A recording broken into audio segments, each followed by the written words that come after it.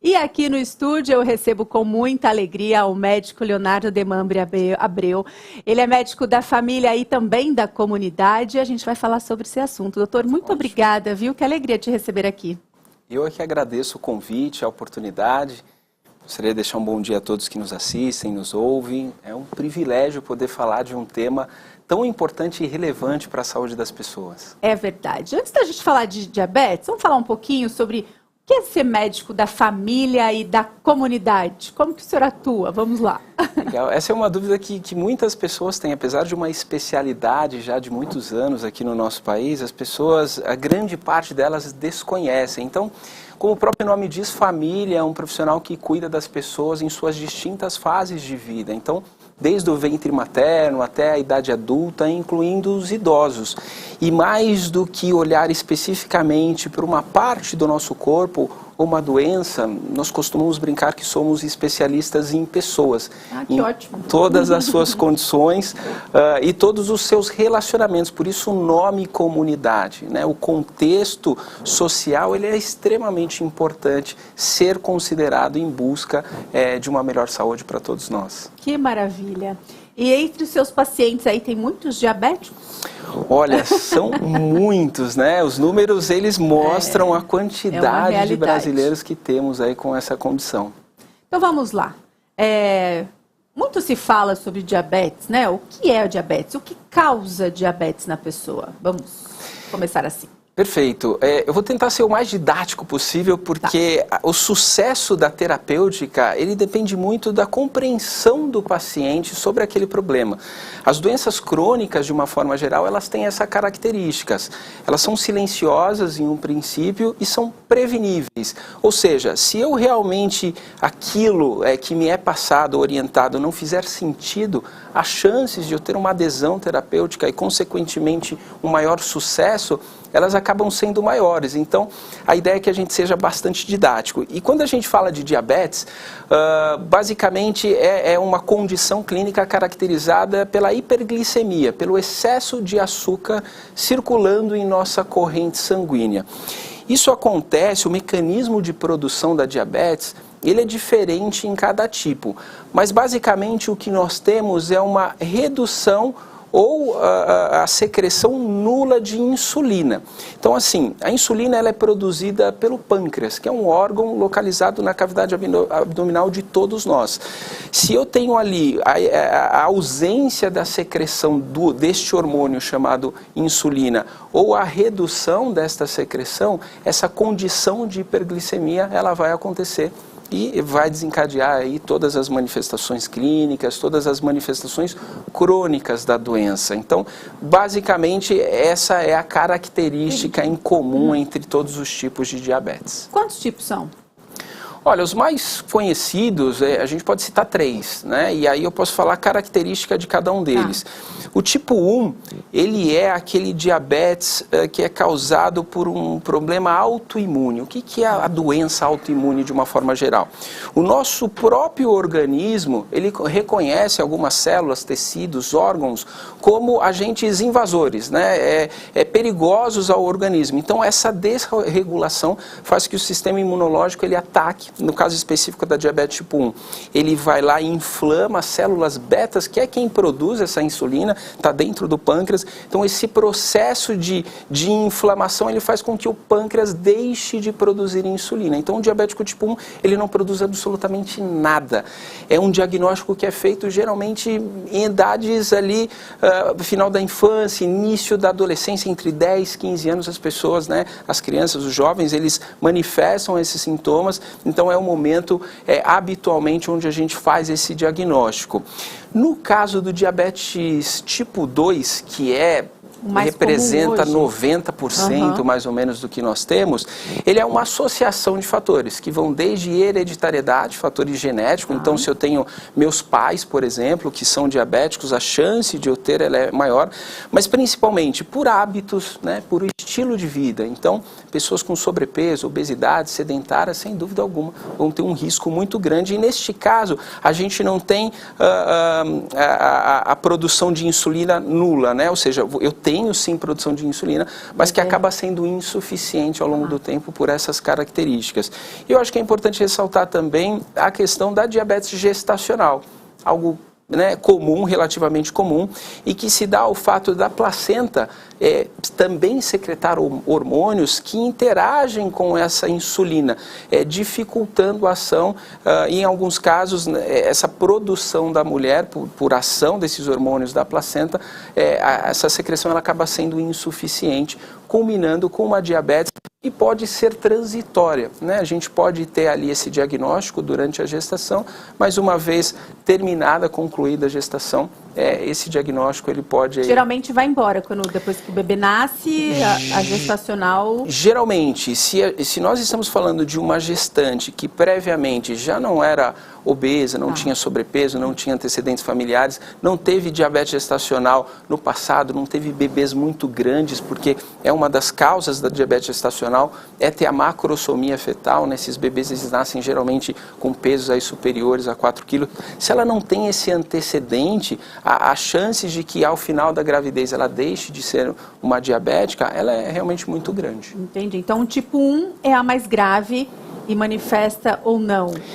Porque não produz nada de insulina o organismo. Exato. Por exemplo, o tratamento ele tem que ser diretamente insulina, né? Como não existe produção de insulina, uma vez diagnosticado o tipo 1, eu tenho que medicar por insulina para o resto da minha vida, né? O meu pâncreas não produz essa insulina, então eu vou ter que usar de uma maneira externa, né? Injetável.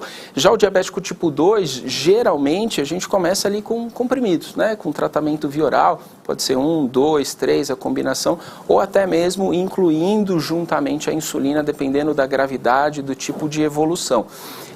A gestacional, ela também precisa de insulina, né? A gente não tem medicamentos via oral aprovado, né? Que se conheça aí os efeitos sobre o feto. Então, a insulina, que é algo que nosso corpo já produz, é o recomendado para a gestante com diabetes gestacional. Em alguns casos, a maioria deles apenas com mudanças dos hábitos da alimentação, atividade física, já é o suficiente para que a gente não tenha que usar insulina. O senhor disse aí das causas, né? São vários fatores, né? Tem primeiro a hereditariedade, depois obesidade, sedentarismo.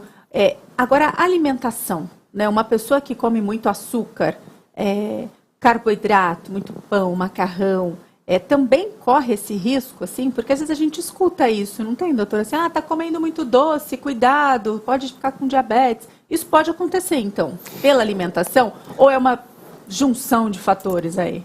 É uma junção, mas a alimentação, sem dúvida alguma, ela tem um papel super importante. Vamos pensar no passado, quando fomos concebidos, como era a alimentação no mundo. A gente não tinha essa quantidade de produtos industrializados, ultraprocessados, açucarados. Então, realmente, o nosso corpo não está adaptado a essa dieta que temos hoje. Então, é natural, né? A gente falar assim, poxa, fatores hereditários, sim, jogam um papel importante. E aí eu cito um caso muito pessoal, né? Me lembro que quando eu era pequenininho, minha mãe, ela fazia Nescau e adicionava açúcar. A minha também. Né? E já tinha, então assim, isso já é uma sobrecarga no pâncreas da criança e que vai acabar, de alguma forma, contribuindo, né? Se a gente já tem um fator hereditário, principalmente para que eu desenvolva diabetes no futuro. Então, sem dúvida alguma, a alimentação é algo muito importante. Mas vale destacar também uma outra questão relacionada à alimentação, que é a questão da dieta, da restrição. A pergunta não é o que eu como exatamente, mas a frequência e a quantidade. Né? Até a água, que é fundamental para a vida, se eu tomar ali 40 litros todos os dias, vai me trazer problema. Então a pergunta é, com que frequência eu faço isso? Qual é a quantidade que eu consumo? Então isso temos que estar alerta. É possível eu comer um doce, ainda sendo diabético? Claro, mas a questão é que a gente tem que ter aí muito equilíbrio, né, dentro daquilo que a gente come, para que não seja um excesso e não seja prejudicial para a saúde. Doutor, e o fator idade, hein? Depois que a gente passa aí dos 45, o risco aumenta ou não? Exato. Olha, quando a gente fala de rastreamento, falando especificamente de diabetes, a recomendação, se eu não tenho nenhum fator de risco, se eu tenho um peso adequado, é que eu vá fazer rastreamento a partir dessa idade. O rastreamento é a condição onde eu vou fazer exames, mesmo em ausência de sintomas, em ausência de antecedentes pessoais, familiares. Entretanto, a gente sabe, hoje no nosso país, o percentual de pessoas com sobrepeso e obesidade, ele já chega ali a quase a metade. Né? A gente já tem esse cenário nos Estados Unidos, por exemplo. Então, diante dessa condição, o rastreamento ele começa muito precocemente, em qualquer idade. Então, a idade ela joga um papel importante, mas a gente tem que relacionar também esses antecedentes, a condição individual de cada paciente, para que a gente entenda o momento de rastrear e o momento de fazer alguma intervenção médica, se necessário. Olha só, a gente tem uma participação aqui no nosso programa. Primeiro eu quero mandar um beijo aqui para o Alexandre Morim. Bom dia para todos. Olá, Alexandre, obrigada pela sua participação, pela sua mensagem. E o Diel Silva disse o seguinte, olha, bom dia, graça e paz, verdade. Opa, não está tendo aqui. Sou formado em técnico de enfermagem, a diabetes tipo 1 acomete mais crianças e adolescentes, como o senhor disse, né? Porque o pâncreas não produz insulina. Como que os pais podem identificar se a criança ela vai apresentar sintomas? Quais são esses primeiros sintomas ali que acende a luz vermelha nas crianças e nos adolescentes? Perfeito. Essa deficiência total de insulina, ela costuma cursar com sintomas mais marcantes, né? Então, diante de um paciente que a gente note mais cansado, mais fadigado, porque assim, o açúcar ele é energia, ele é necessário para o nosso corpo. E a insulina ela atua como uma chave dentro de uma fechadura. Quando eu tenho insulina, eu abro essa porta, essa energia ela entra dentro de tecidos, de órgãos, por exemplo, a musculatura. Eu posso ter bastante glicose dentro do meu sangue, mas se eu não tenho insulina, ela não entra. Então o corpo tem a sensação de que realmente não tem energia, de fato não tem. Então é uma pessoa que está muito fadigada, muito cansada, ela tem muito apetite, come muito e ainda assim perde peso. Porque o organismo, como ele não recebe, a porta está fechada, ele não recebe essa energia, ele vai dar sinais para que a gente coma mais. Então o diabético descompensado, ele vai ter esse apetite constante, mas ele perde peso. Da mesma forma a questão da urina, né? O açúcar, se a gente colocar ali um pouquinho de água na pia, né? Jogar açúcar, a gente vai ver que ele vai atrair esse líquido. É uma molécula que a gente fala osmoticamente ativa. O excesso de açúcar faz com que ele passe na urina. Então, quando eu urino, eu acabo me desidratando, eu tenho muita sede e urino muito, levanto de madrugada para urinar. Então, esses são alguns dos sintomas, né? A fadiga, o grande apetite, o emagrecimento, vontade de urinar aí o tempo todo, são alguns dos sintomas, das características de um diabético descompensado. Olha só que maravilhoso, hein, gente? Vamos prestar atenção em todas essas dicas, prestar atenção, né? E se precisar, procure um médico, porque é assunto sério. Quais são os grandes riscos, né, de ter diabetes? A gente fala, a gente escuta às vezes casos extremos, né, até de uma amputação de membros. Em que momento que fica tão grave que chega a este ponto, doutor? Perfeito. Seguindo a lógica, né, da insulina sendo uma chave, né, para que o açúcar possa entrar, se a gente não tem essa insulina, esse açúcar de forma prolongada, a glicose, ele continua circulando no nosso organismo. E dentro do vaso sanguíneo, ele é extremamente prejudicial. Ele acaba, entre outras coisas, produzindo uma esclerose no vaso sanguíneo, ou seja, esses quilômetros de tubinhos de sangue que nós temos no nosso corpo, que transportam o sangue, eles vão se engrossando. Então o sangue ele vai passando com mais dificuldade dentro desses tubinhos. Se eles passam com mais dificuldade, por exemplo, na minha retina, né, que está aqui no meu olho, isso pode levar à diminuição da acuidade visual e até mesmo a cegueira. Se esse prejuízo ocorre no rim, o rim ele vai ficando disfuncional. Em alguns casos de longa data, a gente tem até pacientes tendo que fazer diálise. O mesmo acontece nos membros inferiores. Se eu tenho uma dificuldade na circulação dos membros inferiores, eu posso ter feridas, né, que cicatrizam aí com maior dificuldade. Eu posso ter, em casos extremos, inclusive amputações. Além dos vasos sanguíneos, esse excesso de açúcar ele também prejudica todo o sistema nervoso, que é uma espécie de cabos campos elétricos que a gente tem distribuído por todo o nosso corpo, que dá todo o movimento e a sensibilidade. Então, esse paciente, ao longo dos anos, ele pode perder a sensibilidade, o que predispõe a lesões sem o paciente sentir, né? Às vezes ele machuca um dedo, e como a gente já tem uma dificuldade na cicatrização, a possibilidade de infecção se agravar e a gente acabar ali, às vezes terminando com uma amputação, ela é muito grande. Mas cabe dizer, né, que essas questões, elas acontecem depois de muito tempo.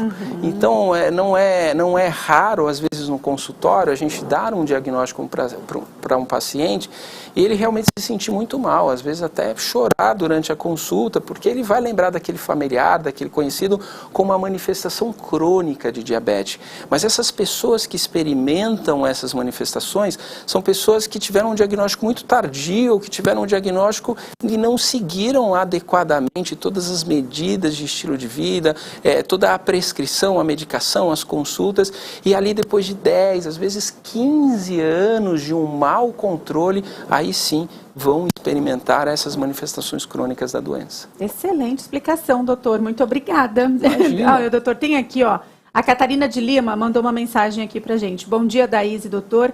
Tenho diagnóstico de lúpus.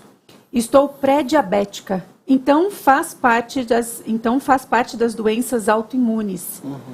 Posso desenvolver mesmo com alimentação saudável e fazendo atividades físicas? Pode. O lúpus, ele é uma das doenças autoimunes. Ele tem como característica não ter uma seletividade, né? O lúpus, ele pode atacar qualquer região do corpo, incluindo o próprio pâncreas. Mas você tocou num ponto importante, que é a pré-diabetes. Então, a pré-diabetes, esse diagnóstico laboratorial que nós fazemos, ele já é um grande aviso para que a gente, sim, tome medidas para que a gente atrase o diagnóstico definitivamente. Então, se eu realmente me exercito, se eu tenho uma alimentação mais saudável, a possibilidade de eu continuar como pré-diabética, ela é muito grande, né? Em algum momento, talvez, na minha vida eu me tornarei um diabético, mas lembre-se, se eu mantenho esses níveis de glicemia, né, tanto da parte do meu autocuidado ali com a alimentação, com a atividade física, quanto em relação ao uso adequado da medicação, provavelmente eu vou ter uma vida saudável sem nenhuma manifestação da diabetes. Então, é importante frisar isso, porque parece que dá uma sentença para a gente, né? Falar, diagnóstico de diabetes. Não, na verdade, se eu controlar e manter esses níveis, eu tenho pacientes com diabetes há 40 anos e que vivem uma vida perfeitamente normal e que realmente não experimentam essas manifestações crônicas porque realmente cuidaram desses níveis ao longo da vida. Tá vendo só, Catarina? Então segue aí o seu plano que tá tudo certo. Atividade física, boa alimentação para se manter aí neste quadro pré-diabética, certo? Doutor, agora me diz uma coisa. Antigamente a gente via muito, né? As pessoas diabéticas tinham que furar o dedinho todos os dias para fazer esse controle da glicemia. Hoje existem tratamentos bem mais modernos, né? Assim, que ainda assim tem gente que precisa medir, não é? Tem que medir todo dia, mas existem formas mais tecnológicas hoje. Exato. A questão da aferição da glicemia pelo hemoglucoteste, né, esse aparelhinho que algumas pessoas têm em casa, ela é indicada para as pessoas que já utilizam insulina, né? Então, assim, às vezes eu sou um diabético, mas eu estou bem compensado, né, com as minhas medicações via oral, eu não vou precisar ficar fazendo esses exames constantemente. Agora, claro, se eu uso insulina, ele é importante. E hoje a gente tem tecnologias de sensores, né, que são ali colocados na pele e que a gente com o celular, né, pela tecnologia Bluetooth, a gente consegue saber a glicemia daquele momento, né, sem precisar realmente ficar se picando aí vários momentos do dia. São aquelas plaquinhas que às vezes a gente vê as pessoas que usam aqui no braço, não é? Isso, exatamente. Como chama esse aparelho? Ele tem uma marca específica, né? Ele é o mais conhecido. Né? Exato, mas ele fica subcutâneo, né? Então, ele tem essa função de dar a informação da glicemia on time, né? Naquele mesmo momento onde a gente encosta aí o aparelhinho. Então, é uma das facilidades que a gente tem hoje, bombas de insulina que vão regulando automaticamente de acordo a glicemia do organismo. Então, hoje a gente tem aí bastante tecnologia nesse sentido e que bom, né? Traz bastante aí conveniência para as pessoas. Mas você tocou num ponto importante que é a questão do diagnóstico, né? Da aferição. Então, eventualmente, às vezes a gente tem alguém que tem, posso fazer em mim, né? Para ver como é que tá. Então, existem duas situações que a gente tem que ficar muito alerta. A primeira delas é em jejum, uma glicemia maior de 126, né? Então, assim, tô lá em jejum, peguei de manhã, primeira hora, fiz 126, procure, né, o seu time de saúde, procure o seu médico. É importante investigar se de fato a gente já não está diante de um diagnóstico, não de uma pré-diabetes, mas de um diagnóstico. O mesmo ao longo do dia, né? Ao azar que a gente chama. Se eu for lá e analisar a minha glicemia, descobrir que eu tenho ela acima de 200 miligramas por decilitro, é provável que eu também já tenha um diagnóstico de diabetes. Então, são situações que a gente precisa ficar alerta aí no dia a dia. Excelente, doutor. Olha, a Catarina até mandou uma mensaginha aqui, ó. Obrigada, doutor, que alívio. Então é isso, segue o plano, tá tudo certo, viu, Catarina? Tem que fazer acompanhamento, então quem tem uma pré-diabetes tem que ficar atento, quem já tem o diagnóstico tem que fazer um acompanhamento, não dá para deixar para lá esse assunto, precisa cuidar todos os dias, alimentação, atividade física, né? Tudo isso faz parte do pacote do tratamento e dá para ter uma vida aí tranquila, conviver com a diabetes numa boa. Perfeitamente normal, é perfeitamente possível ter uma vida saudável com o diagnóstico de diabetes. Infelizmente a gente não tem uma cura, né, exata, a gente tem a remissão da doença. Hoje existem diversas terapias experimentais, terapias com célula-tronco, transplantes, mas o fato é que a gente obtém a remissão, a cura, exatamente os especialistas ainda não usam essa palavra, mas claro, é perfeitamente possível, como eu disse, a gente ter uma vida normal, controlando esta doença. Agora, você tocou também em um ponto que eu acho fundamental dividir com todas as pessoas, é o autocuidado, né? Eu acho que às vezes a gente tem ali acesso aos melhores medicamentos, acesso aos melhores profissionais, hospitais, laboratórios, mas se realmente eu não tiver um comprometimento, né, com esse problema, uma adesão ao tratamento, a ida periódica às consultas, conforme estabelecido pelo profissional, eu vou me frustrar, porque a minha participação ela é tão importante, ou talvez até mais do que todo o recurso médico que eventualmente a gente tenha. Então não deixe realmente de ter uma alimentação mais saudável, praticar uma atividade física, isso é o que traz um maior impacto. Às vezes as pessoas no pré-diabético, ou mesmo no diabetes, falam, poxa, me curei, só com mudanças de hábitos de vida. Então assim, na verdade a doença ela desapareceu, o risco ele ainda é muito forte, porque se a gente voltar aos hábitos anteriores, a diabetes aparece de novo, mas é possível, né? Eu ter ali uma pré-diabetes ou uma diabetes inicial, mudo radicalmente o meu estilo de vida, desaparece, eu não preciso nem tomar medicamento. Então, veja a importância dessas medidas de mudança de estilo de vida no cuidado com essa doença que é tão importante, né? Infelizmente, é tão prevalente no nosso país. Exatamente. Essa seria a minha pergunta, se tem como prevenir. Ele já falou aí, né? Vamos cuidar mais, fazer os exames, né? Uma alimentação, atividade física, deixar de ser sedentário, né, doutora? Assim, exato. Só incluir no dia a dia, né? Você mora no 10º andar, em vez de elevador, vai de escada, não é mesmo? A questão da atividade física, ela não é opcional hoje. Por que a gente fala hoje, Leonardo? Porque antigamente a gente não tinha tanta tecnologia. Hoje a gente fala de carro, moto, entrega de alimento em casa, computador, elevador, escada rolante, máquina de lavar louça, máquina de lavar roupa, que afortunadamente nos deu muito tempo, né? Isso realmente trouxe uma série de benefícios para a humanidade. Agora nos tornou muito sedentário. Hoje é possível viver numa cadeira, né? Deitado em uma cama, se eu quiser, né? Eu tenho recursos para isso. Na cama ali, exato, na cadeira, exato.